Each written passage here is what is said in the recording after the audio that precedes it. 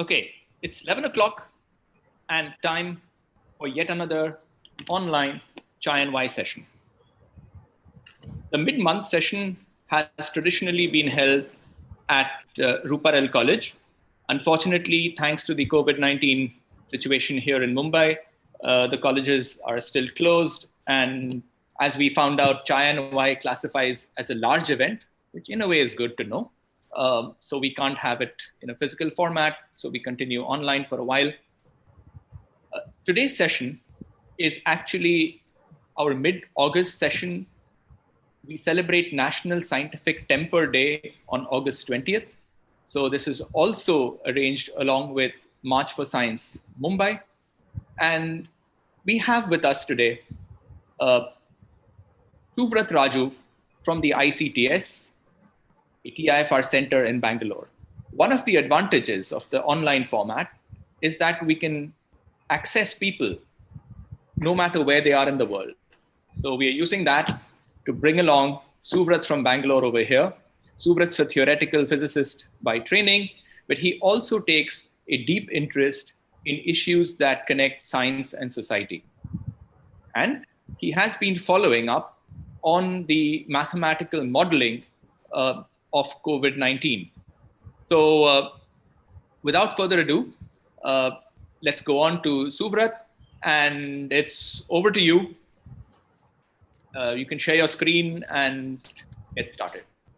One request to all our viewers, please put your questions as chats on the Chai and Y YouTube page or as comments in the Facebook Live video. And hopefully we will answer them at the end of the talk, unless it's something super intense, which is necessary. I am going to monitor the comments. If necessary, I will ask Suvrat I'll intervene and ask him to explain in the middle if something's not very clear. But otherwise, we'll take regular questions towards the end. So all yours, Suvrat. Thank you very much, Arnab, for giving me the opportunity to speak and address this session of Chai and Y. And thank you very much also for all of you who've joined. I can't see all of you, but thanks very much for coming along on a Sunday morning. So as Arnab said, today is actually National Scientific Temper Day. And the reason it's National Scientific Temper Day is because this also marks the day that Dr. Narendra Dabholkar was assassinated. And Dr. Narendra Dabholkar was a tireless champion of scientific temper. And so this day, marks his memory and is a day which should motivate us to try and understand and realize this dream of scientific temper in society. So I'd like to start this talk actually by quoting Dr. Dabholkar. So Dr. Dabholkar, in his writings, described one of the characteristics of scientific temper. And what Dr. Dabholkar said is that, one of the characteristics, the important characteristics of scientific temper, is that believing something simply because someone with authority has said it or because it has been written in a book is wrong. And that's certainly the case. And often in our discussions of scientific temper, we interpret this as saying that, just because something is written in some said by some political or religious leader, or just because something is written in a very old book, we shouldn't believe it, and it's we should question those beliefs. But today I would like to talk about a slightly another aspect of scientific temper, which is sometimes not discussed as much. And so I'd like to paraphrase Dr. Dabholkar. I'm paraphrasing him. And I would like to make the point in this talk, which I think is an important aspect of scientific temper, is that believing something simply because a scientist has said it, or because it is couched in scientific sounding terminology, is also wrong. And that, I think, is something that we don't discuss enough. And I'd like to take this opportunity to discuss this important aspect of scientific temper as well. So this is, of course, a very vast topic, but I want to focus attention specifically on the issue of mathematical models for the COVID-19 pandemic. And as you know, these mathematical models have received a lot of recent attention. This graph I have on top is a graph of Google Trends. And as you can see, at some point, in December, January, or February, the graph just went up, and I hope you can see my mouse, and just went up, exploded, and the interest in these mathematical models just exploded. And it has come down, but it still retains, a significant amount of interest. And this is, an important issue, because mathematical models have been used as inputs into the public debate on policy prescriptions for COVID-19, and that's why I feel that they should be discussed. Now, the point I would like to make is that obviously it is true that mathematical models are useful to build intuition about how the pandemic spreads. But I'd like to make the point, and I'd like to describe how models, sometimes which have obvious flaws, are obviously wrong, have received a significant media attention just because they were written or originated from scientists, and they have influenced the public debate. And I would like to discuss two specific examples of this kind. Before I start my specific discussion, I would like to make my own perspective clear in this talk. I want to emphasize that I am not a specialist in epidemiological models. As Anna pointed out, I'm actually a theoretical physicist. And so my perspective in this talk is that of an external scientist. I don't have an axe to grind. I'm someone who views the modeling exercise from outside. But I am deeply interested in the questions of the interactions between science and public policy. And I think modeling has been at the forefront of these interactions for the past few months. And not only am I interested in it, like all of us, like everyone else in the world, I have been affected by these interactions, and I'm living through them. And so these are things that concern me both as a citizen and as a scientist. And so what I'm going to try and do in this talk is not give some expert top-down view, but I'm going to ask simple questions about these models. And I'm going to ask simple questions about the influence of specific models, and I'll take specific models on the public debate.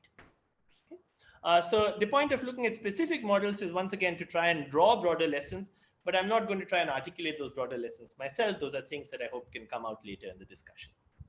Okay, so this is an overview of my talk. So I already gave you the outlook. I'm going to spend a little bit of time just introducing simple models, just so that we are on the same page, not in a very technical way, but just so that we all know we're talking about the same thing. And then I want to discuss two specific examples of modeling studies, both to do with the Indian lockdown, which received a tremendous amount of media attention.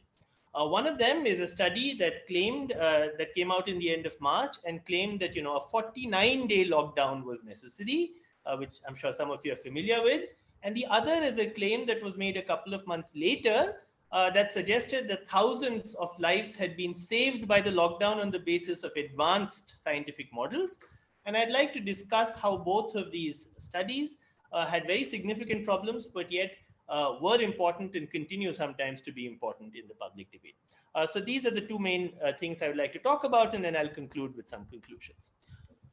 So let me start just by introducing this story about models so that we are all on the same page. So, how do the simplest models work? So the dynamics in which the simplest models use is as follows. You see, you imagine that you have a population, which I've depicted here by some bunch of circles. So each of these circles is actually a person. And then there is an infection which gets seeded from outside or gets seeded in some other way. And the person who's infected is this brown circle. So there's one person now in the population who has got infected.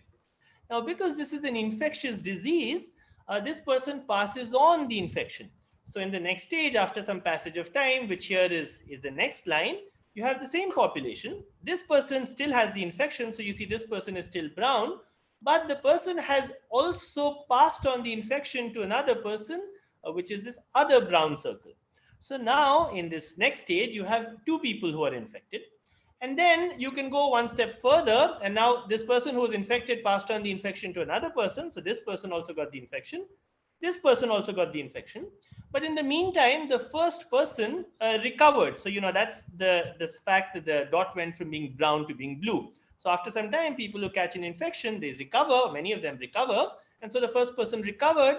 And so in this third stage, we now have three people who are infected and one person who is recovered.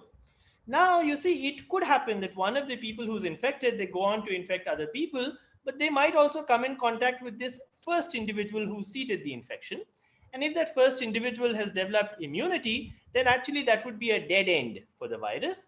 And however, other people who are still susceptible, so all the white circles are still susceptible, those people could still continue to get the infection.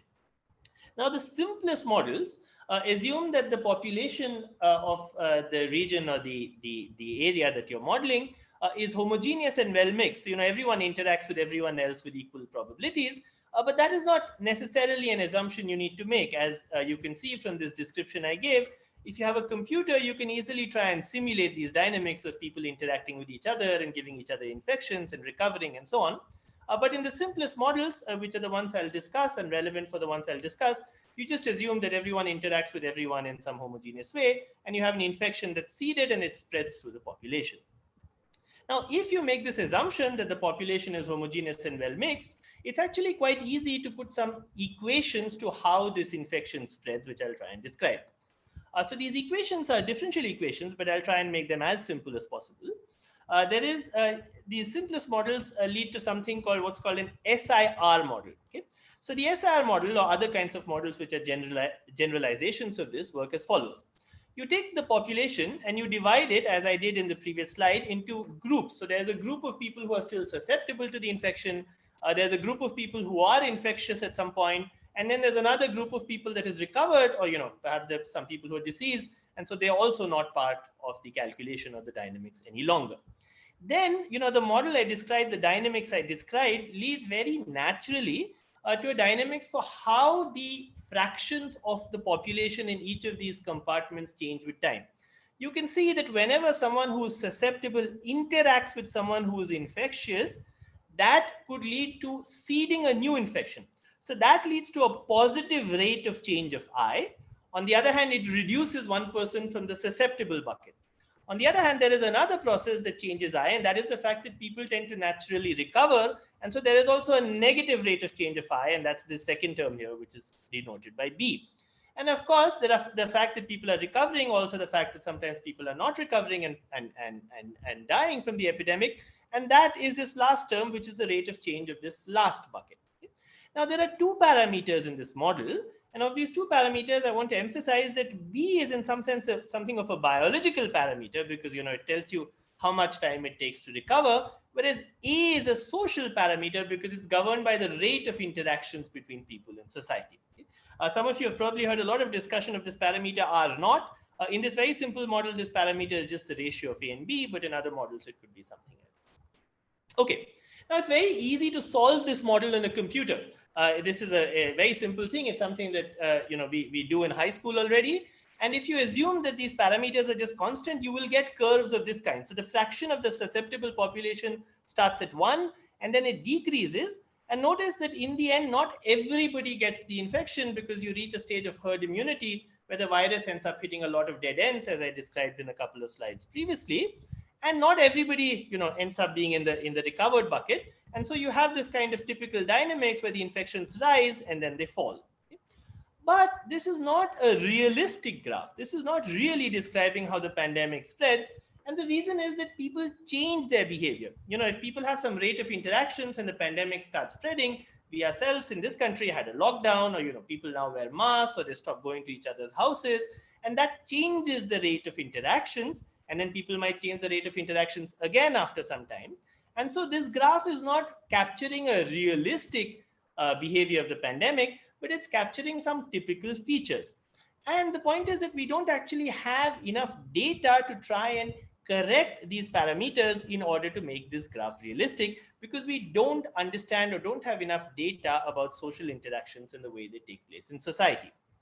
Now, sometimes you will see that people are not talking about this simple model, but they've introduced many other compartments. So it's very easy to enhance this model and introduce more compartments. So sometimes people say apart from the susceptible population, we have an exposed population. Then there are people who are infectious and who are symptomatic. There are people who are infectious and asymptomatic. Some people get hospitalized. Some people recover automatically without getting hospitalized. And so you can introduce lots of different buckets and you can think of dynamics in this more complicated compartmental setup. And sometimes you might think that this is more realistic because, this is indeed what is happening around us, that there are some people who are symptomatic, some people who are asymptomatic and so on. But you have to realize that every time one introduces a new compartment, one introduces a new parameter. Because here, for instance, you see that the rate of interaction between susceptible and asymptomatic infectious people might be different from the rate of interaction between susceptible and infectious people, because infectious people might be isolating themselves, whereas symptomatic people might be isolating themselves, whereas asymptomatic people don't know they have the infection, and so they are not isolating themselves. And so there are different parameters you need to put in here, and all of these parameters now become ill-defined. So, it looks like these models are more realistic, but given that the data available is very limited, one should realize that they also have greater uncertainties. And in particular, I think you will often see, if you read the media discussions on models, various people who make up models making claims, and it's not hard to find such claims, saying this is the first model to account for so-and-so effect, where so-and-so could be hospitalizations or age-structured interactions. I'll give an example of this kind, or maybe state-wise interactions, or whatever. It could be one of some other compartment we introduce. But you should realize that more complicated models might appear to be realistic, but they're not necessarily better models. And the reason for that is that we don't have enough data about how interactions work in society to be able to fix their parameters. So we should be careful that we don't, just get tempted by trying to make the models more realistic and actually ending up introducing more uncertainty. Okay, so that's the generality I wanted to say about models. I now want to discuss how these kinds of considerations, the fact that we don't have enough data, and so therefore modelers are free to make all sorts of assumptions, can actually lead to very problematic results. And I want to make those points using two specific examples and not in general. The first example I want to talk about is this example of a model that I'll call the 49-day lockdown. That's just a name for it. This actually was based on a paper that appeared at the end of March 2020. It was written by two authors at Cambridge. And this paper received extensive publicity for the claim this paper made, which said that the 3-week lockdown, this was at the start of the lockdown that commenced on 25th March, is of insufficient duration to prevent the resurgence of the epidemic. So that was the claim that this paper made. And it received a huge amount of publicity. Here is some example of the publicity it received. I'm sure all of you who are following the debate on the lockdown are familiar with this story. But I want to notice, I have some screen grabs here, and I also want you to notice the dates. I'll come back to them later. So this is a screen grab from 8 April from Business Standard, which says, is a 21-day lockdown enough? And Cambridge University says no. Here is something from ABP News, which is from 3 April, which says, once more in Hindi, Cambridge University की study, lockdown हटाने से corona case बढ़ेंगे, which is the thing here, the text here. Here's something from India Today. This is from 30th March, the same thing. It explains, this model explains what we need to do to contain the spread. Here is something from Z News, which says the lockdown in India must be extended to 49 days.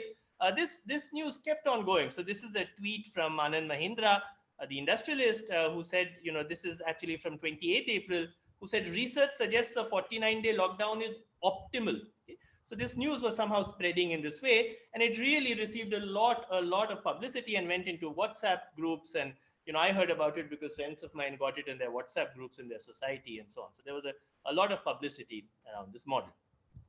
Okay, there are many problems with this study. Okay, this is, if you try and analyze the study, and you'll find that this is it's hardly a study, extremely problematic study. But the point I want to make for today's talk, where we are discussing scientific temper, is that even a non-specialist, someone who doesn't understand or has not read anything about models, is just maybe a reporter writing about the story, could very easily have checked that this study's conclusions were completely absurd in two very simple ways, just using two very simple tenets of what we should call scientific temper. First, when you have a study, you just cast a quick look at how the predictions of the study are comparing with data. Because if you're making a prediction and you're making a recommendation that, the lockdown should be of so-and-so length, then, one has to check whether your study is comparing well with the actual data or not. And one should at least look at that before one writes a report about the study. Second, before one writes a report and before one believes the study or forwards it on WhatsApp, one could just try and read the paper quickly to at least understand roughly where the conclusions came from. Not understand all details in the paper, but at least try and understand roughly where the conclusions came from.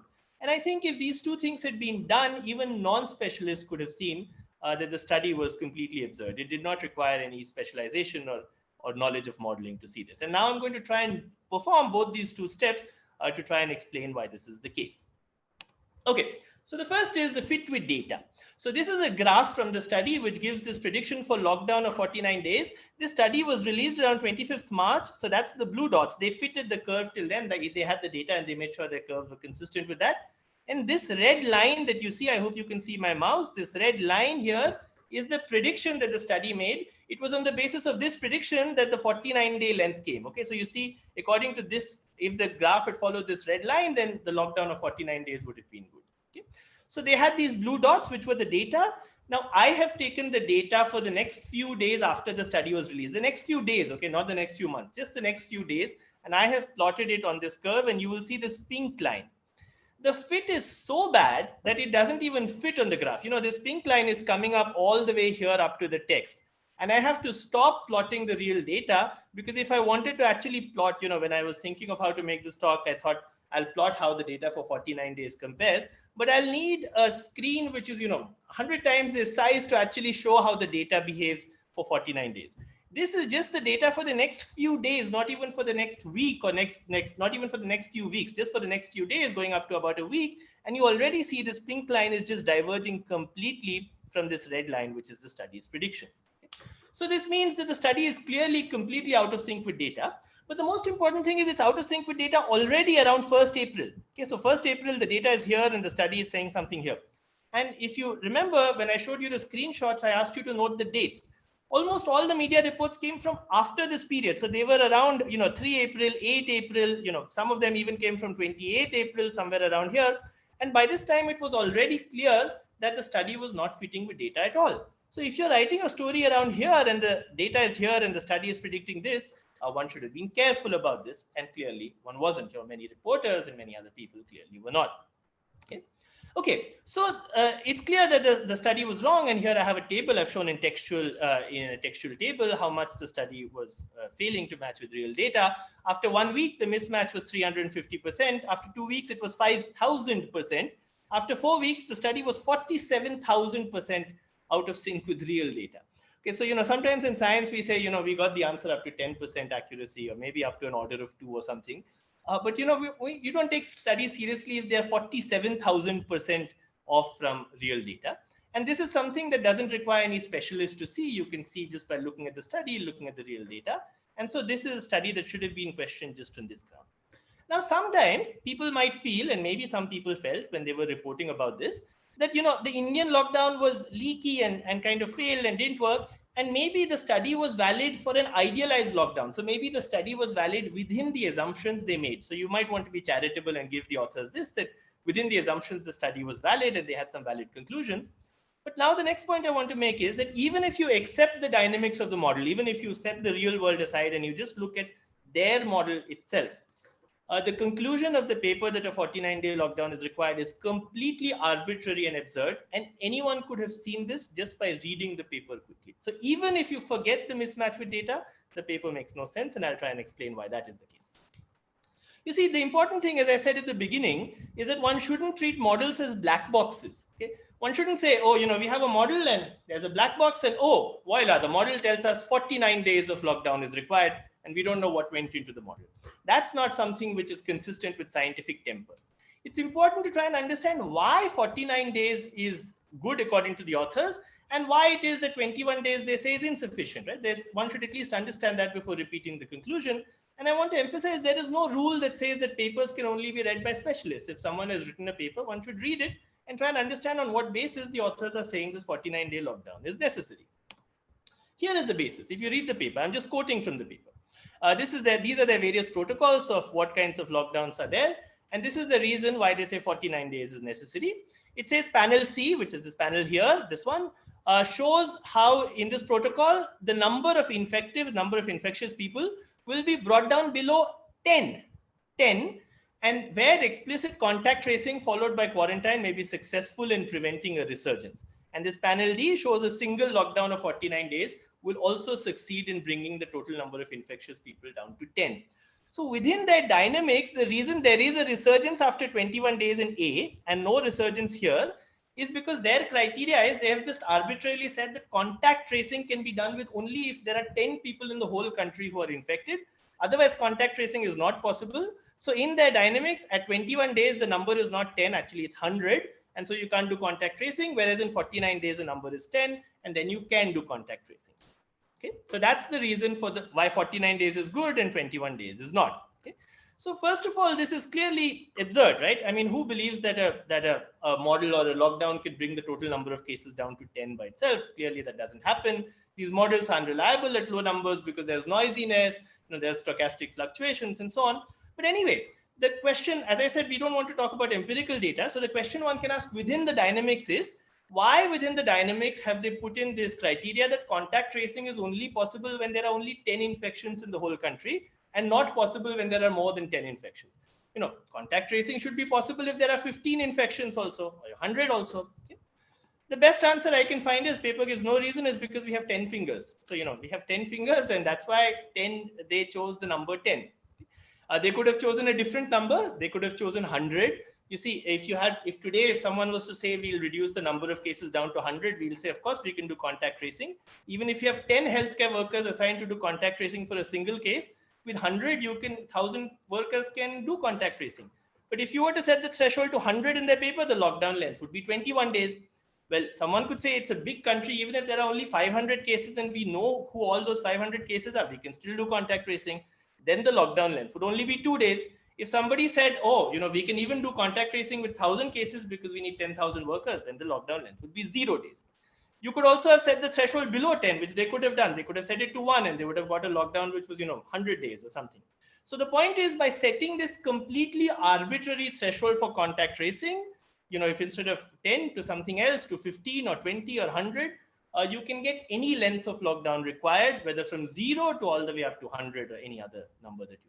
So it's a completely arbitrary conclusion that they put in.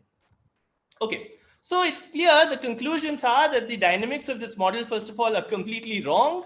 And even if one accepts the dynamics, that one accepts that lockdowns will actually bring cases down the way they show, even then the conclusions are completely arbitrary. So it's both wrong and arbitrary. And the most charitable thing one can say is, maybe the authors like the number 49, but, those of us who've read The Hitchhiker's Guide to the Galaxy, 42 is the ultimate answer to life and to everything. And as far as the scientific prediction for the optimal length of the Indian lockdown is concerned, the Hitchhiker's Guide answer of 42 is as good as the answer of 49 that these authors made up. Okay. Sometimes I also want to say a few things about the agenda and the ethics of the study. You see, sometimes people say, it was the media that was blowing up the study and the authors were not really doing it. They just put up some article. But that's not the case. This is an interview from Rediff, which is an interview from 9 April. By this time, their model was already wrong by more than 5,000%. And I'm sure the authors themselves knew their contact tracing threshold of 10 was arbitrary. But the authors nevertheless gave an interview. And the bottom line of the interview was, we will need more than 21 days lockdown for sure, suggesting that their conclusions and their model should be taken seriously. So it wasn't only the media, it was also, there is a question of ethics here, which I'll leave for viewers and listeners to judge for themselves, whether this was ethically appropriate or not for the authors to do this. Now there's an agenda here, and the agenda here is quite clear. You see, some scientists had a personal belief that more than a 3-week lockdown was necessary. And maybe some people had, some people felt 2 weeks is better, some people felt 6 weeks is better. They could have had some personal belief. But if they had just come out and said, I believe that we need a lockdown of 49 days, they would have said, fine, but there are a billion people and all of them have different numbers for how long the lockdown should be and why should we take it seriously. So these scientists dressed up their belief as a mathematical model and they hid their belief inside an assumption. So they put in an arbitrary threshold which they could tune to get whatever number they wanted. And so they hid their belief inside an assumption so people couldn't see it. And so they dressed up their belief as an objective sounding scientific prediction.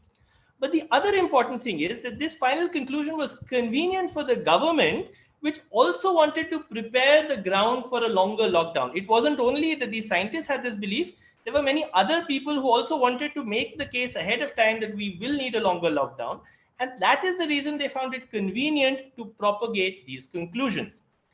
I also think there is an interesting question here that I would like to know the answer to.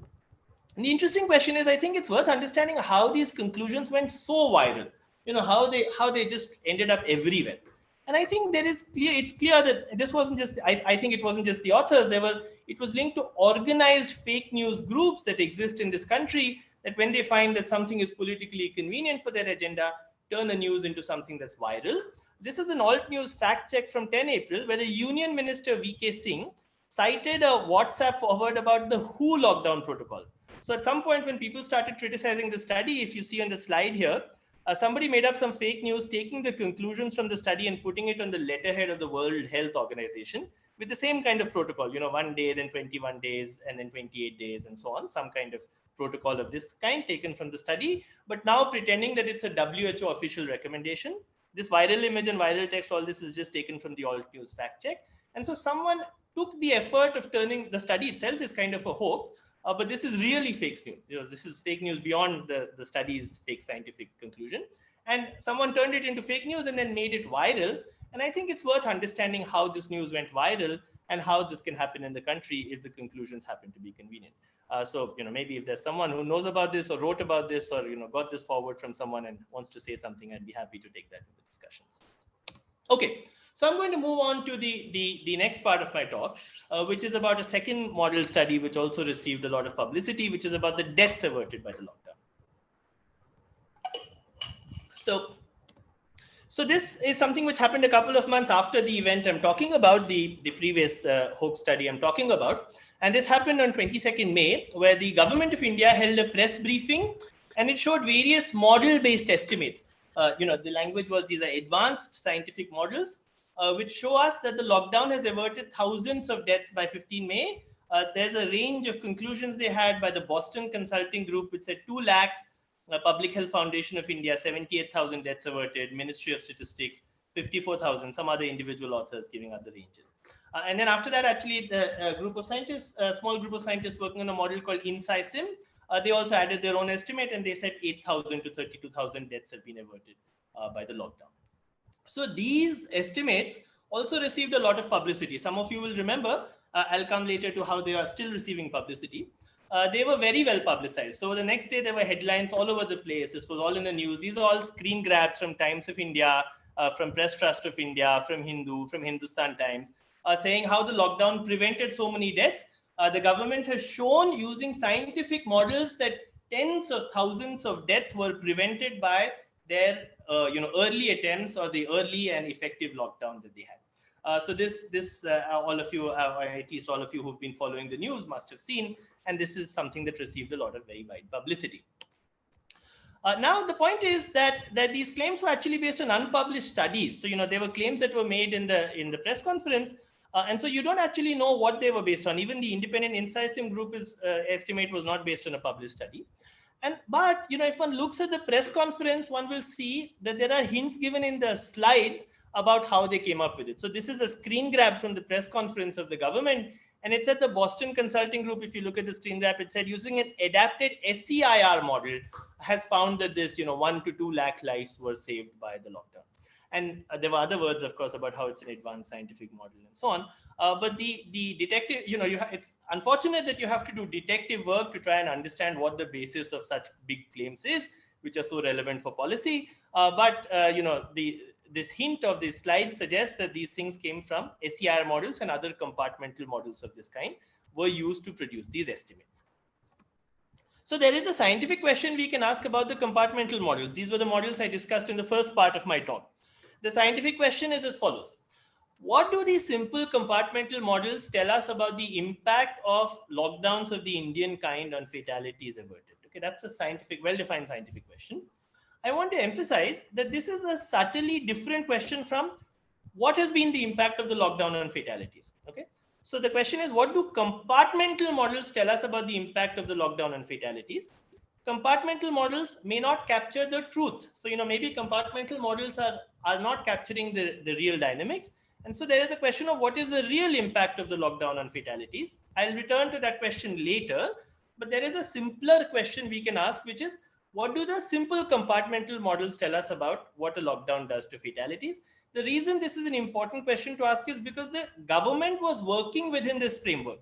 And so we should work within the same framework and ask within that framework, are their conclusions valid or not? Okay? And then we can return to the more realistic question, which I'll return to briefly at the end of this discussion.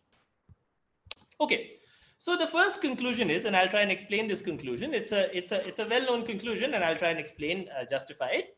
In simple compartmental models, if you consider a lockdown of the kind that was seen in India, which has two characteristics. First, it was both imposed very early in the epidemic.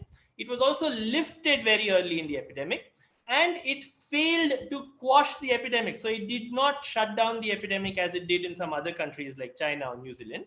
Such a lockdown only delays deaths. It does not avert a significant number of deaths.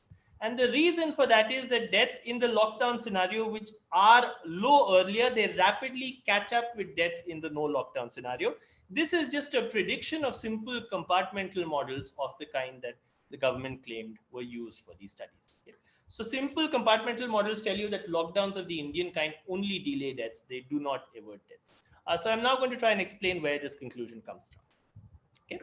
So the way to think about this is that when I said lockdown and no lockdown scenario, is in these models, you can set up the following kinds of scenarios. You can set up a scenario which one may call a lockdown scenario, which has three phases. First, it has some early phase, where there's rapid transmission because the pandemic is just catching on and people don't know about it and they're interacting the usual way. Then there's a lockdown, which is imposed early, so very early, and transmission is suppressed.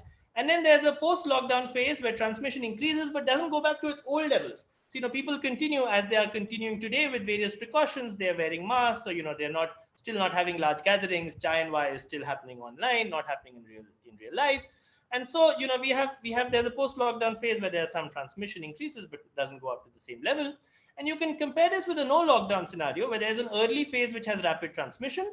And then you transition to a phase of the kind we are in now, where the lockdown there's no lockdown, but the transmission has decreased because people themselves are taking precautions like wearing masks, or not going to big gatherings or not traveling in crowded places and so on. This is the same as phase 3, but you just get rid of the second phase. So in a compartmental model or in an SCR model, you can try and compare these two scenarios. So what happens, and the typical kind of graph you get if you just compare this in the simple SCIR model, is this, that as I said, deaths in the lockdown scenario are initially low. So that's this blue curve here, but then they eventually catch up. So if you look at the final number of deaths, once again, I emphasize this is not a realistic graph. It's just a typical kind of graph you would get from these models. If you compare the deaths at a later time when the pandemic is over, you find that in both scenarios, there have been the same number of deaths, even though initially it looked like deaths in the lockdown scenario were low. Similarly, you can plot the difference in the number of deaths between the no lockdown and lockdown scenario as a function of time. You see this difference initially becomes very high. So at some point, it looks like, oh, the no lockdown scenario has had so many more deaths, but after a passage of time, after some time, the deaths in the lockdown scenario catch up. And so in the end, the deaths drop to a very small value. This value actually is not zero. It's not that the lockdown, even an early lockdown in these models, doesn't avert any deaths. It does avert some deaths. And those deaths are proportional in these. So these are the only equations I have in the slide. So please excuse me. I'll come to an intuitive understanding in a couple of slides. But there's a very simple calculation. You can do an analytic calculation because this is such a simple model. And you can show that in these SCR models, if you consider a lockdown which is imposed when the fraction of the susceptible population, remember I said earlier, there's a fraction of susceptible population, is 1 minus epsilon. So it's close to 1, but little less than 1. And it's lifted when it's 1 minus epsilon 2. Then the deaths averted are proportional to epsilon 2 minus epsilon 1. And this number kappa you can actually compute in terms of the parameters of the model. In India's case, epsilon 1 was 4 into 10 to the minus 7. So almost all the population was susceptible when the lockdown was imposed. And on 15th May, when these studies appeared, epsilon 2 was 6 into 10 to the minus 5. As I said, this is a very simple result. You can derive it yourself. But if you look at this note I have, you can see what the expression for this constant is in terms of the other parameters of the model. It's a very simple expression. In fact, one useful rule of thumb within these models is this figure for the final deaths averted is comparable to the deaths that take place during the lockdown, divided by some number, which again you can compute. So in India's case, in the period that was being considered between 24th March to 15 May that appeared in these government slides or government models, about 2,700 deaths had taken place. And so you have to divide that by some factor. And if you were true to the model, you would find that a few hundred deaths had been averted by the lockdown. Nothing like 100,000 deaths or 200,000 deaths. This is just a prediction of the model. Okay.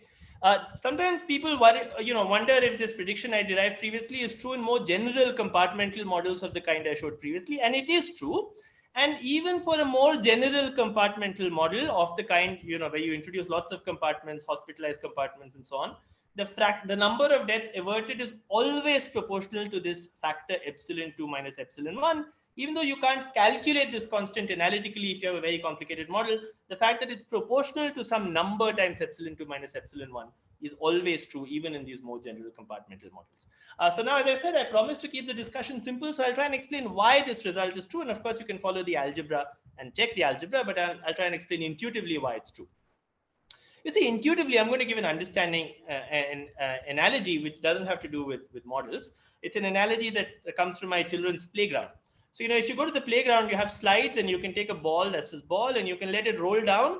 And after some time, because of friction, it will come to a stop. Okay? So you can think of a no lockdown scenario where the ball just rolls down. And you can think of a lockdown scenario where very early, close to the top of the slide, you stop the ball and then you allow it to, so it rolls a bit, you stop it, and then you allow it to roll down again. So it's not caught much speed by the time you stop it. Then you see that, intuitively, it's clear that if you stop it very close to the top and not somewhere in the middle, then you see that it will come to rest at roughly the same point where the first ball came to rest. Okay? If you were to plot the trajectories as a function of time, you will see that it will look like in the first scenario, the ball is racing ahead, where you just allowed it to roll down without stopping it. And the second scenario, it looks like the ball is very far behind. But in the end, the two balls come to rest at the same place. And this is how a typical plot of these trajectories might look, of the distance versus time. So first, it looks like this ball raced ahead, reached some point and stopped its resting point. And this is how the second ball did. It went and it caught up in the same place. Didn't end up exactly in the same place because you made it lose some of its energy by stopping it, but ended up almost in the same place. Now, there is a way which analysts often use to try and see how these two trajectories are similar. In what sense are these two trajectories similar?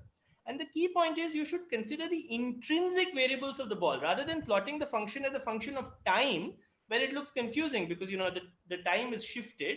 You should try and plot one variable that describes the ball versus another variable that describes the ball. Here I've plotted the speed of the ball versus the distance. If you plot these two trajectories in the first and second scenario, you plot the speed versus the distance, you see the curves are almost on top of each other. So considering the configuration of the model in an intrinsic variable, in terms of its intrinsic variables, helps you, avoid these problems where sometimes one trajectory might just be delayed in time, but in some intrinsic sense, it's the same as the other trajectory. That's precisely why an early lockdown does not avert too many deaths in these simple models. You see, if you have an SIR model, or you have many more compartments with these hospitalizations and so on, you have some configuration space which is populated. So at the beginning of the pandemic, almost all the population is susceptible. So the susceptible bucket is almost full. A very small fraction of population is infectious, and even smaller fraction is recovered. At the end of the lockdown, the configuration is still almost the same. Still, most of the population is susceptible. There's some small number of infectious people and a small number of recovered people. You see, if you had a late lockdown where a lot of people were infectious, then the configuration would have changed because you would have moved people from the infectious to the recovered bucket. And so you would have brought down the number of active infections. But if you have very early lockdowns, then in terms of fractions of populations, the configuration space of the model is pretty much the same at the end of the lockdown as it is at the beginning of the lockdown. And this is the reason when you look at the intrinsic dynamics, the lockdown does not end up averting deaths, even though it delays the trajectories of the two scenarios. Okay. So now let me come back to the question of the studies themselves. You see, if within simple models, as I tried to argue, lockdowns delay, but they don't avert deaths, where do these numbers for deaths averted come from? How did the government come up with all of these figures for deaths averted? So the answer is, and as I said, we have to guess the answer because we don't know exactly what any of the studies were doing. The answer is the studies are not honest to the models they're using themselves. What they're doing is they're just deciding to compare fatalities by an arbitrarily chosen date. So in this case, as I said, if you look at these models, it is the case that lockdowns delay death. And so you could choose to compare fatalities in the middle of this curve. And you could say, aha, the lockdown has averted thousands of deaths. But this is a meaningless number because the lockdown here in these models has just delayed deaths, and the deaths are catching up, will catch up very soon afterwards. Okay? So the studies are not being honest to the models themselves. Within the framework of these models, what the studies are saying doesn't make sense. Okay. I want to say one more thing about these studies. Some of these studies, and in the government press conference and other notes, other people wrote about them. They talk about how sophisticated their model is and how scientific it is. But you have to try and understand what the people are doing when they do these studies. And actually, what they're doing is the following. You see, regardless of how sophisticated the model is, all these models yield exponentials in the early part of the curve. Now, this is the graph of the log of the number of deaths on the y-axis versus the days on the x-axis, starting with the first Indian death, with the day of the first death due to COVID-19. This red line is the start of the lockdown, and this green line is where the comparisons were being made. This is 15th May. So basically, what all of these studies were doing with all their claims about sophisticated models is doing some simple high school fitting. They were trying to fit a straight line to this early part of the curve and trying to see where you will end up here. Now, if you look at the early part of the curve, you'll see the early data is very noisy. In fact, you'll see here at some point, if you take the data from the Johns Hopkins website, as I have done, there's a fall in the number of deaths, which is actually not possible, and that's clearly an error in the data. Okay? So the early data has lots of errors. And because it has lots of errors, for some days there were no deaths at all. You see, depending on the time of the day and your mood, you could fit a straight line that lands up here, which is the lowest, the INSISM estimate of 8,000. Or you could fit a line that, maybe fits these points and lands up here, which is the BCG higher estimate of 2 lakhs. Or you could even fit a line that, takes these days and maybe lands up somewhere here. It takes the days just before the lockdown and lands up somewhere here. So actually tells you the lockdown has increased it. So this kind of linear fitting with noisy data is just an extremely sloppy procedure. And because, exponentials over long times can lead to large numbers, when you plot logarithms, 2 lakhs and 8,000 are both pretty close to each other on this curve. And so you can fit the line in various ways. You have huge error bars and you can get whatever answer you like. So when these groups are all claiming how they have these sophisticated calculations or transparent calculations of deaths averted, they're really just doing the sloppy procedure, which has huge error bars. And they're not really doing something very sophisticated. They're just following high school mathematics. And of course, as I said at the beginning, they're not even being true to the models themselves. And because the models themselves tell you that, these kinds of lockdowns don't avert deaths. Okay, so this is the central point I wanted to make, that these supposedly advanced scientific studies were computing a number that is basically meaningless. And all of them were all not only doing that, they were also using a sloppy scientific procedure and then advertising it as something which was very advanced.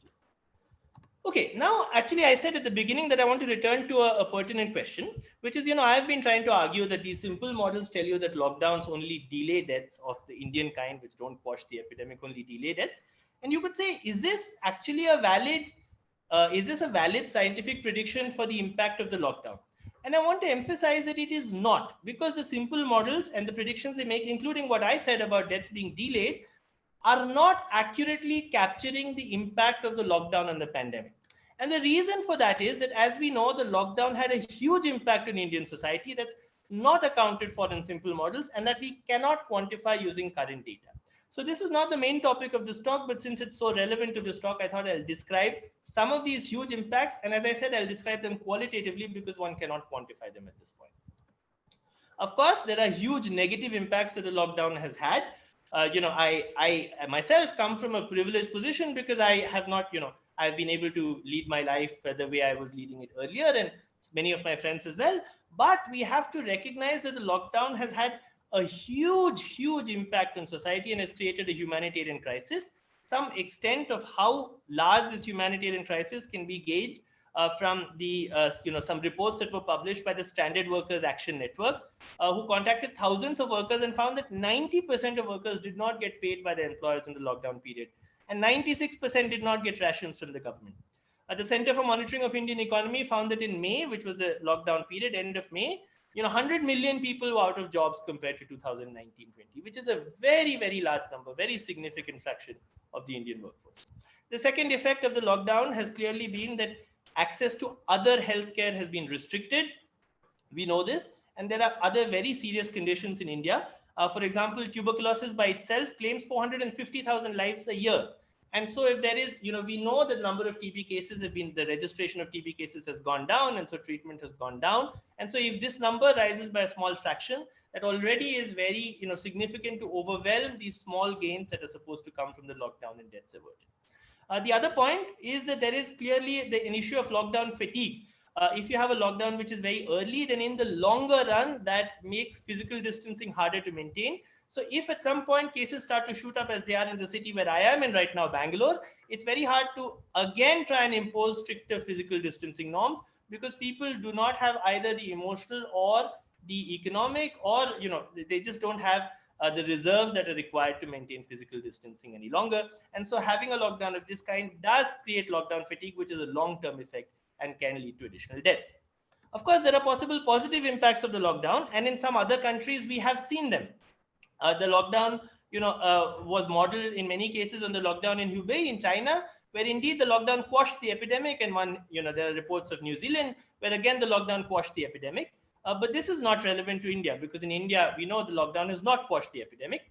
Some of the initial arguments were that they buy time for vaccines. But given the rate at which the virus is spreading through the Indian population, that's possibly too late for India, at least for this cycle of the virus. And if you have late lockdowns, those could save lives by themselves, even in these simple models as I discussed, but that's also irrelevant in India. So I think that the relevant positive impacts of the lockdown are clear. The things that are clear are that there has been enhancement of production of PPEs, the testing capacity has gone up, there are better treatment protocols in hospitals, as doctors explain. And so there are some positive, the time of the lockdown was used in this way. My own assessment is that when one looks at the scale of the negative factors, the scale of the humanitarian crisis, the scale of lack of access to healthcare, the impact of lockdown fatigue, I think that those negative factors greatly outweigh the positive factors. So my assessment is that the Indian lockdown has significantly worsened the impact of the pandemic on Indian society. That the way the lockdown was implemented and the consequences that it has had have significantly made things worse than they would have been otherwise. But I want to emphasize, as I said at the beginning, just because I'm a scientist, this confers no special value on my assessment. I'm making an assessment by looking at publicly available data, and others may form a different assessment and their own assessment. And I'm sure there are many listeners who probably have a different assessment. But the only point I want to emphasize, coming back to the topic, is that whatever assessment one forms about the lockdown has to be based on a qualitative comparison of the positive and negative effects that we listed above. It can't be based on some scientific model that claims that the lockdown averted thousands of deaths. Such scientific models are just false and faulty and should not be invoked in this debate on the lockdown. Which brings me to the question of the agenda that was behind these scientific models. I think the agenda behind these models is quite obvious, and you can see it, in fact, very recently. This is a report just from 10 days ago. The health ministry has told the parliamentary committee, has quoted one of these studies and said, look, the lockdown helped to save 78,000 lives, which is the figure we just described, which is absurd. The Prime Minister himself said on 30 June that the timely imposition of the lockdown has saved lakhs of lives, and presumably he was referring to the same study. But you see, what is happening here is completely disingenuous. Rather than addressing the criticism about the humanitarian crisis and the criticism of the failure of the lockdown to quash the epidemic, the government finds it convenient to point to various advanced scientific studies that misleadingly suggest that the lockdown has averted thousands of deaths. So rather than addressing the criticism, and if the government wants to say that PPE production and so on is more important than the humanitarian crisis, they should say that. But instead, they don't find that a convenient debate to engage in, and so they just point to some scientific studies that are just completely meaningless. Okay, now this brings me to the end of the specific examples I had. Let me just make a few things of conclusion, and then we can have discussion. I want to emphasize that these two examples of flawed modeling studies are really the tip of the iceberg. I'm sure some of you saw this model that was put out in April 25th, just a few days after that, a few days before that press conference. Sorry, I made a mistake. This is April 25th, a month before that the press conference I described. And this model suggested that there will be no COVID cases in India after May 16th. Which of course doesn't make any sense. This is a graph that was published in newspapers the next day, which again suggested that some kind of scientific modeling had been done to find this kind of a curve, which is just false. So I think I want to conclude with the following conclusions. I think, of course, it's true that a model may contain genuine work, but one should be aware of, first of all, the government looking to mislead people with conclusions that extol its policies. And rather than trying to defend its policies, pointing to support from scientists or scientific models, one should be very careful of a scientist looking to impose his or her own policy prescriptions, but dressed up as scientific advice. The scientist has a personal opinion, but dresses it up as some scientific advice. Or as in the case of the model I showed previously, which was, which predicted the end of cases by May 16, a scientist looking to ingratiate himself or herself with the government. And one should be careful of that. And there is really no alternative to carefully examining and understanding each model, which I think can be done. Okay. I want to say, just give a few rules of thumb and useful rules which I follow. It's very important to judge a model by its content, not by the affiliations of its creators. So you might see newspaper headlines saying, scientists from XYZ university, well-known university, which could be Cambridge, could even be TIFR, or could even be ISC or ICTS. But it's important not to judge the model by the affiliations of its creators, but to judge the model by the contents of the model. It's very important one should demand complete information. One should insist the modelers write up their work. There seems to be some trend in recent times that modelers don't have time and they just put out some summary slides explaining their work. But if they want their work to be taken seriously in the public debate and taken seriously by policy, at least they should take up the effort of writing up their work, releasing the code and doing things. And as a rule of thumb, I am skeptical of models which just put up some summary slides and don't actually have detailed write-ups. Then the last point I think which is very important is one should not be intimidated.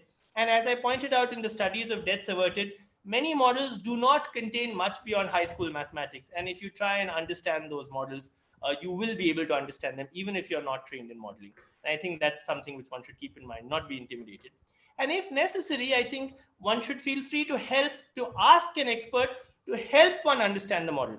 It's important. I'm not suggesting one ask an expert to give an expert assessment where the expert reads the paper and gives you the expert's assessment, but one should ask the expert to help one understand the model, which is something which is certainly useful, and then one can make one's own mind about the model.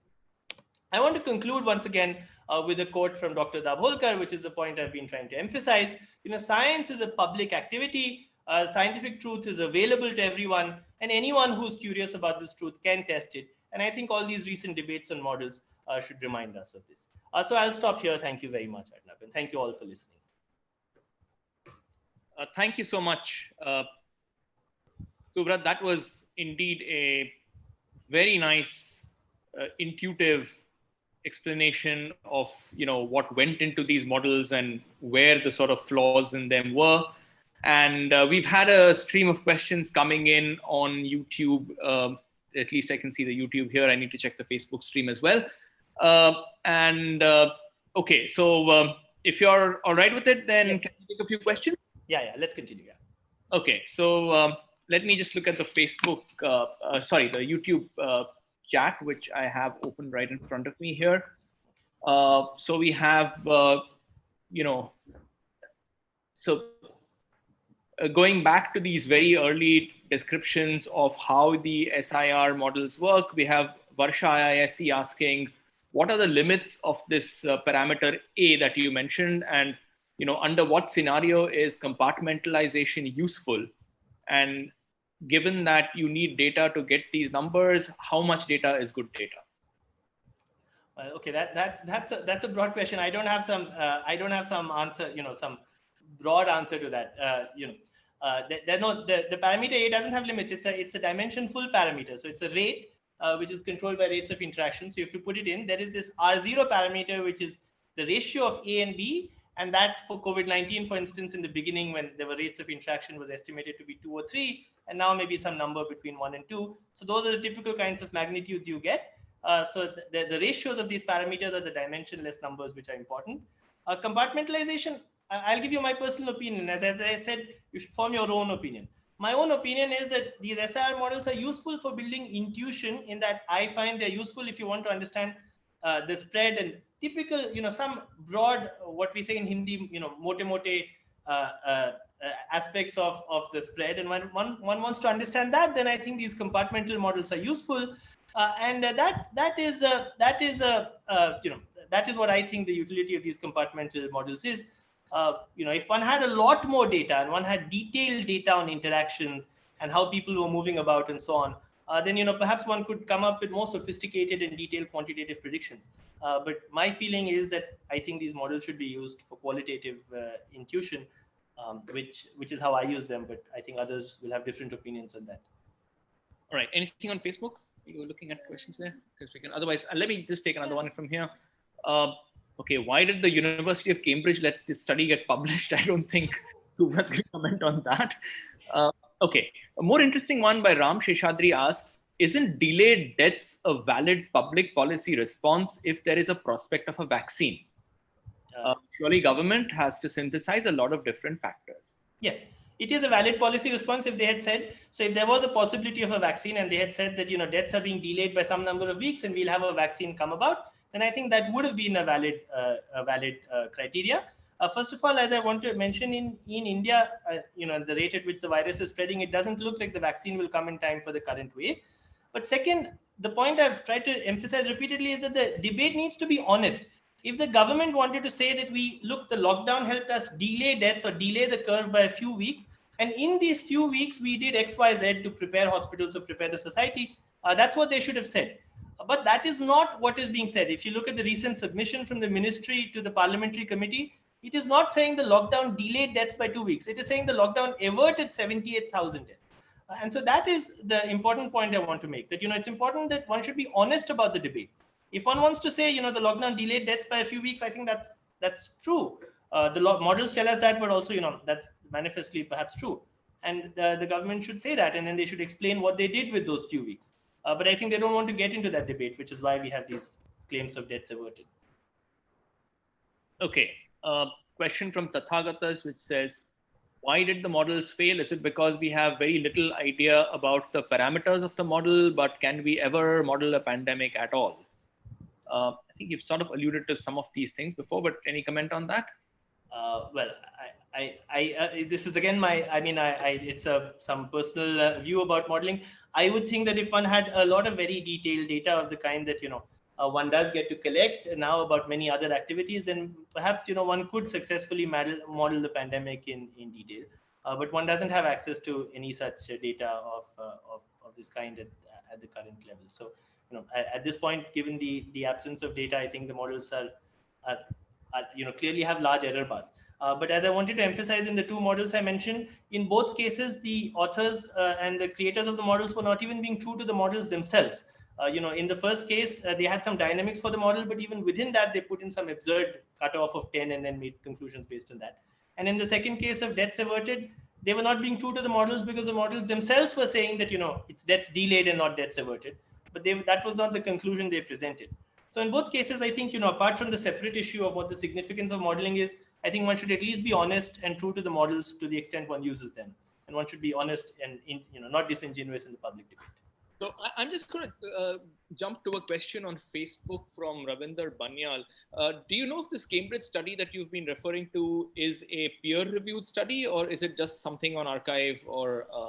It's so I don't know if it's been published. The last I checked, it was just on the archive and it's not been published.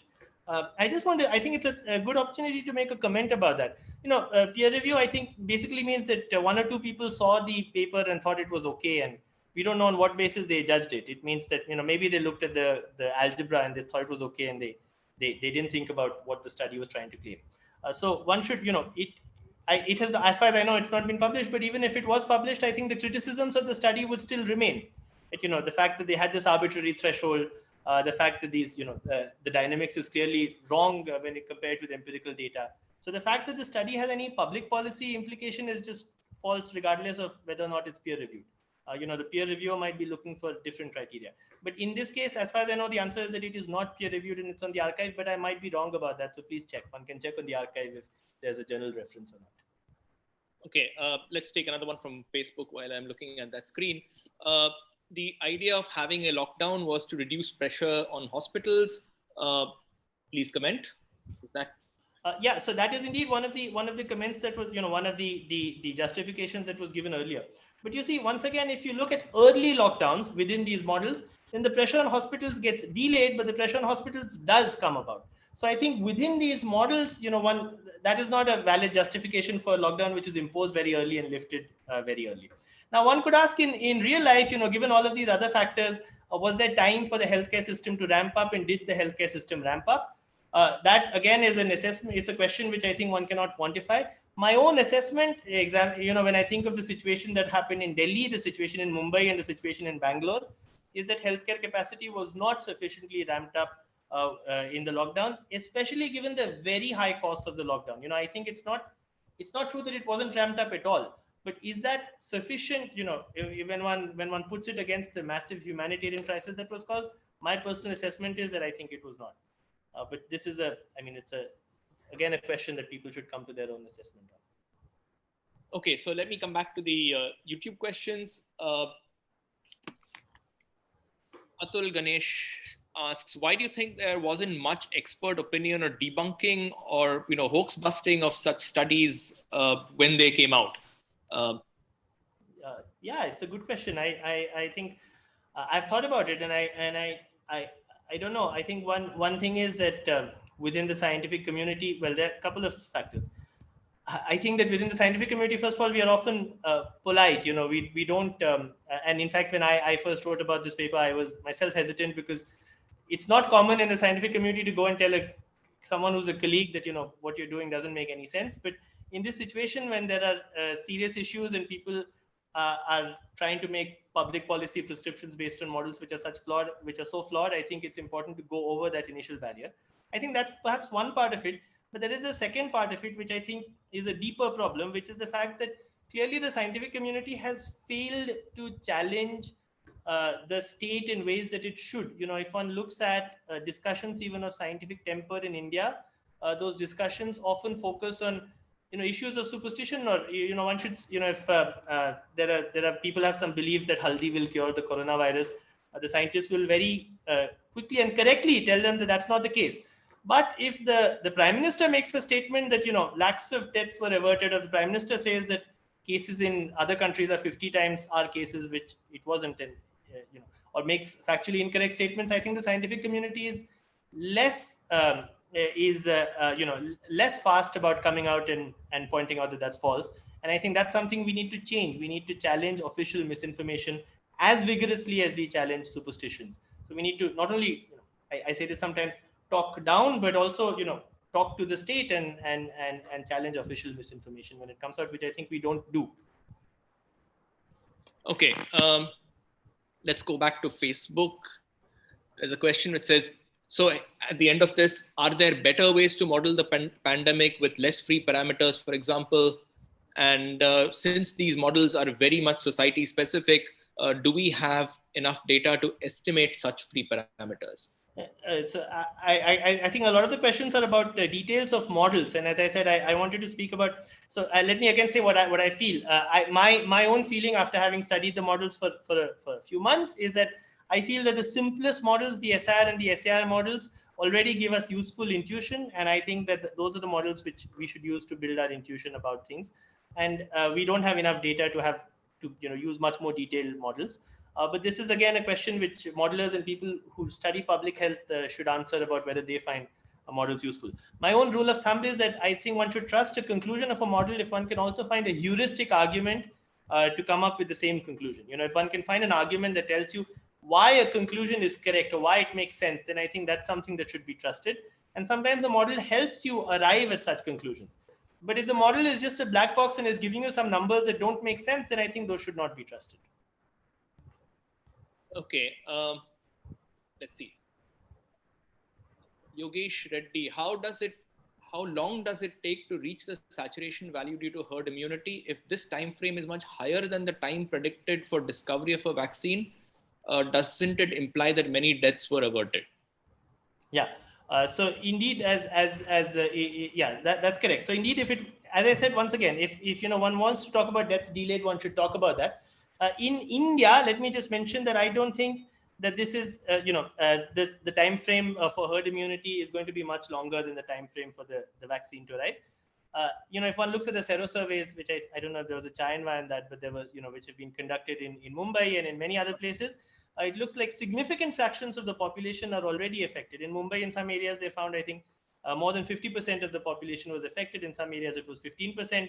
In Delhi, in some other figures, they found 20 to 30% of the population being affected. So the thresholds for herd immunity are a factor of 2 higher than that. And the vaccine is not going to be here in the next month or 2 months or 3 months, and we are not going to have enough time to vaccinate everyone. So it seems to me that the vaccine is not a valid justification. for the few weeks that the lockdown delayed deaths by, it's not like the lockdown delayed deaths by a very long time, but I think delayed deaths by a few weeks. And I don't think the vaccine provides an adequate justification. But once again, people should make their assessment about this. This is what I feel. Okay. Question from Facebook, Preeti Agarwal. Don't models induce actions? That's what models are supposed to do. If it can induce behavioral change, which otherwise may not happen, is it useful to, publicize a model like this? Yeah, that's a good question. So you see, but I don't think that's a very ethical thing to do. I think it's true that models induce action and models can be used to cause behavioral change. But I think, it's a problematic thing if one uses a disingenuous argument to induce action. So if at the beginning one had a personal feeling, and as some people might have had, that, and which is, I guess, what happened in this Cambridge study, that we think a lockdown of 3 weeks is not good. So we think a lockdown of 50 days is more like it, or 60 days is more like it. You see, it's not ethical to then dress that up as part of a model and say our model shows that a 50-day lockdown is required, and try and use that to influence policy. So I don't think that is an ethical thing to do, even if that is a successful way of influencing policy. Even if that makes the argument kind of have more impact, I don't think that's a correct thing to do.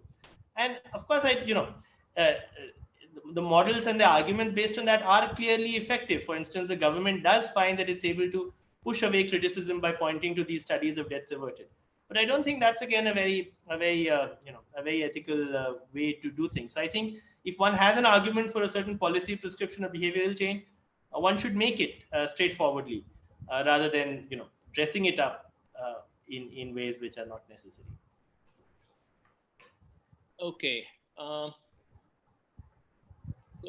is linear extrapolation useful? Can you look at death data available from, say, May 25 till August 15th till now and extrapolate from there? Is that useful? Extrapolate, I didn't understand. I'm not sure. Extrapolate where? Yeah, I don't know. I don't get it.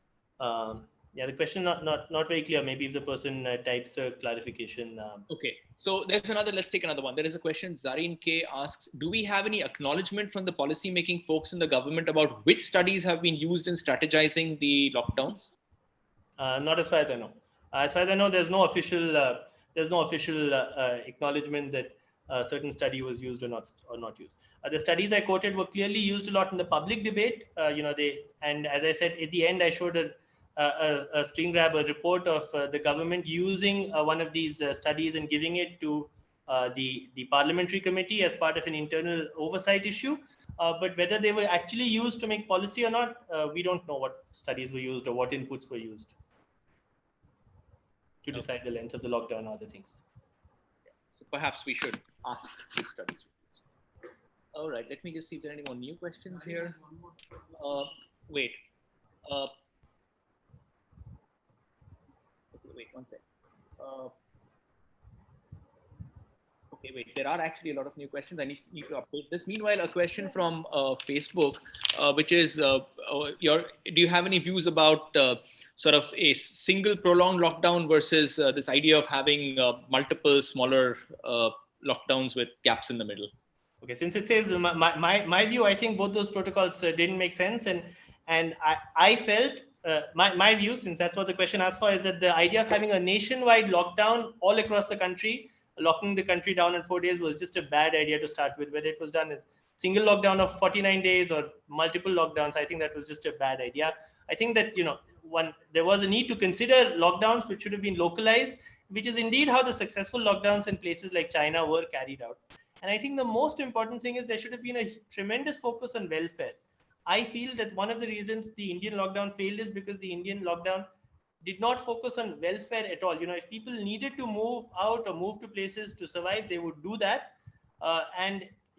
Unless the state had a huge social welfare net or a huge social welfare intervention, which would allow people to maintain physical distancing. So I think that's where the focus should have been, on enabling people to maintain physical distancing norms, and perhaps of having localized lockdowns. And also of earlier action, action in February, which was not done. So if one was to ask me for my policy prescriptions, this is what I feel, which is what the question said, this is what I feel should have been done. There should have been earlier action, there should have been a focus on welfare, And there should have been more localized action, not this massive nationwide lockdown. Okay, Ajit, early lockdown is a disaster. That is I guess it's a comment. Let's go from here. This is an interesting one. Milind Sharma, given the backlash we have seen among public in the US, example, backlash towards policymakers like Dr. Fauci, do you think there will be a similar public response or a different how different will be the public response in India? Towards scientists. You mean question is presumably towards scientists or towards other policymakers, whatever? Yeah, well, so it's towards policymakers in general. I find it. I don't know what the response will be. I must say I find it unusual that in India there has not been the same. At least the media has not described the same kind of disaffection with policymakers that the media has described in the United States and Brazil and other places where the pandemic has been mismanaged, as it has also been in India. Now that I don't know if that's a characteristic of the media here, so I don't know what the reaction will be, and I hope there will be accountability for the mismanagement of the pandemic. That's something I hope. Turning to the topic of this talk, I think there is a question of scientists themselves, which is the question you asked about Dr. Fauci, and whether scientists end up damaging their credibility by not speaking out about studies like this or by supporting things of this kind. Then I think there the answer is that yes. There would, in the longer run, I think things of this kind, as scientists don't speak out about fake studies of this kind or support policy prescriptions based on flawed models, I think that does end up damaging the credibility of the scientific community. As far as the policymakers themselves concerned, I think that goes beyond the scope of the talk, but I can only hope that there will be accountability. Okay, so interesting. I have people actually asking me questions on WhatsApp, saying that they can't log into Zoom or to YouTube. And there is also a reference to Dr. Mulayal's things early when he said predicted 2 lakh cases a day, etc. So he had said that we should ring fence the elderly and have no lockdowns at all, and aim for herd immunity through infections. So do models give us estimates of how effective such a strategy would have been? Or given that you argue that deaths from models are inherently sort of unreliable numbers to go by? Yeah, there's something actually the models do tell us about this. So I think, which I think is a robust prediction of the model. As I said, I think that there's some heuristic arguments which are useful. The issue about herd immunity, you see that one of the robust predictions is if you have an epidemic that is raging, of actually the way it's raging in today in many Indian cities, it doesn't magically die off the moment you reach the herd immunity threshold. In terms of this R0 value, the herd immunity threshold is 1 minus 1 over R0. Okay, so if R0 is 2, that might be 50%. But if you have an epidemic that's in progress, when 50% of the population has recovered, there's still a lot of people who are infectious. There is an overshoot that goes significantly beyond that, okay, which may go 20% beyond that or higher. So I think and that can translate into a very large number of fatalities. So I think, allowing the epidemic to run unchecked would clearly not have been, I don't feel that would have been a good policy. And this is one input that the models themselves give us in terms of that. But in terms of having, more calibrated measures which allow maintenance of welfare and take account of other aspects of life, I think that I would support. And to some extent, I mean, that I would support. But one input of models into saying that just let the pandemic run unchecked is that it leads to a much higher death toll than it would have otherwise. It's because it doesn't even stop at herd immunity. So I don't think that would. Yeah, I know he had a more sophisticated prescription where he said one should ring fence elderly people and allow younger people to go out and so on, and maybe that would have been an effective policy. I mean, he has much more experience in public health, so I don't know what I should say about the more sophisticated prescription. But there is something simple that models tell us, which is what I said. Okay, a question about the economic and humanitarian aspects that you've talked about and the impacts. Which is it possible for models to actually, sophisticated models to capture such economic and humanitarian aspects and hence, be a better way of looking at what a lockdown does? Yeah, I think it's very tempting, but I think it ends up again, just reinforcing the biases of the modelers. Let me give you a simpler thing. Of course, economic and humanitarian aspects is a bigger thing, but one could ask, what is the impact of, say, testing and tracing and quarantining? So, you have some models that will say, well, testing capacity is going up and quarantining is going up, and therefore the rate of interactions between infectious people and susceptible people is going down in some way. And you have to put in, some parameter for how fast that rate is going down. And so you can put in some value for the parameter because you can't really measure the parameter in society. But then there are all these other factors that we discuss. For example, there's this issue of lockdown fatigue. The fact that interactions tend to increase after a while just because people need interactions for economic reasons, for social reasons. So you can put in a parameter there as well. So there are all these effects that we know exist. But then depending on what values you put in for the parameters, you could get conclusions of either kind. You could get conclusions that lockdowns are good, or you could get conclusions that lockdowns are bad. And I think the important thing is for us to recognize that if we don't have data to accurately quantify a parameter, we may need to make qualitative assessments rather than making quantitative assessments that appear to be precise but are not really precise. And I think this is what would happen if one tried to include all of these other effects in the models. Now, one could include all of them and make up a model, but if there's a lot of uncertainty in the parameters, it's not clear what the value of including all these other effects is. Okay. We are sort of past our time. Let me just take one last look if there are any other questions we could take. Just remember that if you're going to be watching this thing after the talk, clearly we will not be live and able to answer your questions, but do put them in anyway. If we find good questions, we will send them via email to Suvrat and see if he wants to comment on them, at least on Facebook. The live chat obviously will not be there for the YouTube video, but whatever is there is saved. Okay, let's see. So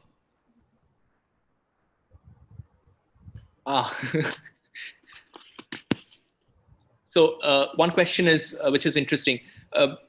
Given that your model is sensitive to various parameters, this is Kedar Soni asking on Facebook. I think he's probably just typing it in.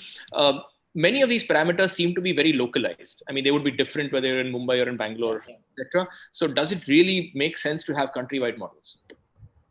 Does it make sense to have countrywide models? Yes, given that, Yeah, I agree that clearly the localized models work better, and if you were to make a localized model, it would give you, if you wanted to make more detailed predictions, it would work better.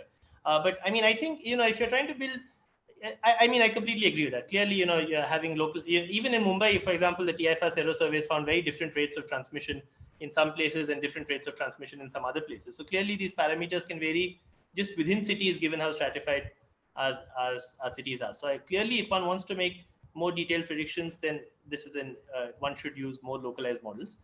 If one just wants to get some very broad intuition for how the pandemic will run out, the nationwide model, just thinking of some unified population might be useful, as I kind of did in this talk, just to get very broad intuitions for the rough kinds of predictions that models typically make.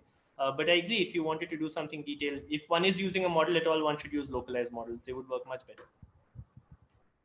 Okay, so on that note, I think we will stop. So Suvrat, thanks once again for your time on a Sunday morning and taking us through a very, very systematic exploration of how these models work and the fallacies that you can derive if you're not very careful in interpreting what the model spits out, and how they've also been used, in a very sort of dangerous way by policymakers who are probably also not very careful. As I said, do post your questions. We'll try and get back to you. And just a reminder that Chai and Wai happens on the 1st, 3rd, and if a month has a fifth Sunday, 2 weeks from now, August does have a fifth Sunday, and we will be back. We will be back with a much more lighthearted look at not this mathematics, but very simple mathematics. And this is again one of our hands-on things for you to join in and explore as we connect with geometry and we connect with measuring areas. And it's going to be a fun hands-on session 2 weeks from now on Sunday. So till that time, stay safe. Wear a mask if you're going outside that covers your nose and mouth, not a chin ornament. And see you at one of our Chai and Wai sessions. Thank you very much. Thank you.